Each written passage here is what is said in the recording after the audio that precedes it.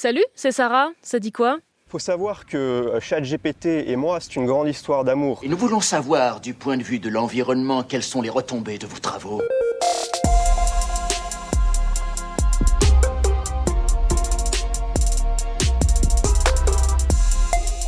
Allez, un peu d'imagination ce matin. Admettons qu'on regroupe tous les appareils connectés en circulation dans le monde, les smartphones, les ordis, les montres, les télés, mais aussi les serveurs.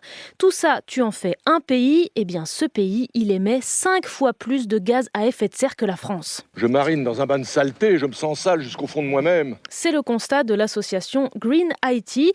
Ce qui pollue, c'est l'extraction des matériaux nécessaires à la fabrication des objets connectés, mais aussi l'énergie dépensée par les serveurs et l'essor de l'intelligence artificielle, comme l'explique une des autrices de l'étude. Les serveurs configurés pour l'IA, à eux seuls, émettent 4% des émissions de gaz à effet de serre du numérique. C'est plus que l'ensemble des ordinateurs portables. Et tout ça, sachant qu'il y a environ 5 milliards d'internautes dans le monde et que ça augmente chaque année.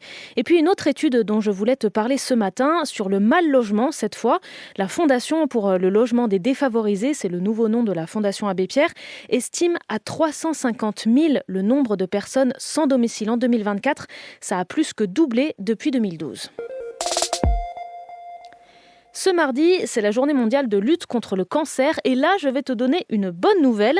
2 malades sur 3 sont guéris aujourd'hui et ça va encore s'améliorer, selon Fabrice Barlesi, le directeur du centre anti-cancer Gustave Roussy. La probabilité qu'on arrive, grâce à l'accélération de ces progrès technologiques, au nombre de médicaments qui sont disponibles, à améliorer encore le pourcentage de malades qui vont être guéris à 5 ans pour arriver à ces 80% dans 15 ans, nous paraît réaliste. Tu as bien entendu, objectif 80% de guéris du cancer d'ici 2040. Par contre, on note aussi que les cancers digestifs explosent chez les jeunes sans qu'on puisse encore l'expliquer. Hier, c'était la fin du procès du réalisateur Christophe Ruggia. Il a été condamné à 4 ans de prison, dont 2 fermes, pour avoir agressé sexuellement l'actrice Adèle Haenel quand elle était mineure. Il a annoncé qu'il allait faire appel de cette condamnation. Nous allons imposer des droits de douane et des taxes sur les pays étrangers pour enrichir nos citoyens à nous. C'était son plan à Donald Trump, imposer des droits de douane à ses plus grands partenaires commerciaux. Leur mise en place est gelée pour 1 mois pour le Mexique et le Canada.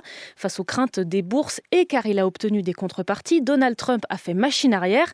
La présidente du Mexique, Claudia Sheinbaum, lui a promis 10 000 soldats en plus à la frontière. Nous sommes tombés d'accord sur le renforcement de la présence militaire à la frontière nord pour la protéger et éviter le trafic de drogue, en particulier le trafic de fentanyl. Le Canada a lui aussi promis des mesures de surveillance de sa frontière et de lutte contre le trafic de drogue, même si c'est beaucoup moins un problème que du côté mexicain. Ça laisse aussi le temps aux 2 pays de diminuer leur dépendance économique aux États-Unis en cherchant d'autres partenaires. Fuyez, pauvre fou! En parlant de commerce, à minuit se terminait le mercato d'hiver du foot. Et là où il a été le plus excitant, c'est du côté du foot féminin, avec un record battu, 1 million d'euros dépensés par le club anglais de Chelsea pour faire venir l'américaine Naomi Girma. En France aussi, l'OL a recruté la brésilienne Tarciane. On ne connaît pas le montant précis, mais on est sur plusieurs centaines de milliers d'euros. Vincent Ponceau, le directeur général de l'OL féminin. Il y a une concurrence accrue pour ce type de joueuses et du coup créer un marché des transferts qui est supérieur à ce qui existait avant et notamment parce que beaucoup de grands clubs européens développent l'économie du football féminin. Les montants des transferts doublent toutes les saisons. Il y a donc bien un investissement grandissant, mais il faut relativiser du côté des hommes. Même 1 million d'euros, ce n'est pas grand-chose. Vous voyez ce que ça fait déjà 1 million, Armina ? On tient peut-être le plus gros fail de l'année.